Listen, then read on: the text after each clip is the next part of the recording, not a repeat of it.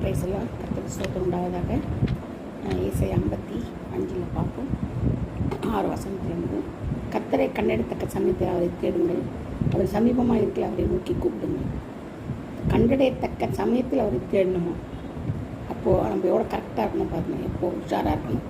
கண்டடையத்தக்க சமயத்தில் அவரை தேடுங்கள், அவர் சமீபமாக இருக்கிற அவரை நோக்கி கூப்பிடுங்கள். அவர் பக்கத்தில் வந்து என்ன செய்யணுமா? டக்குன்னு அவரை கூப்பிடணுமா? கண்டடையத்தக்க சமயத்தில் அவரை தேடணும். துன்மார்க்கர் தன் வழியையும் அக்கிரமக்காரன் தன் நினைவுகளையும் விட்டு கர்த்தருக்கு திரும்ப கடவன், அவர் அவன் மேல் மனதிருவார்.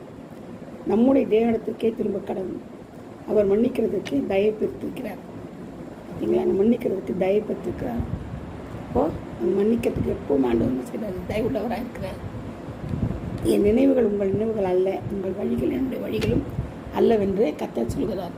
அவருடைய வழிகளை நம்முடைய வழிகள் அல்லன்றார். பாருங்கள், ஆண்டவர் எவ்வளோ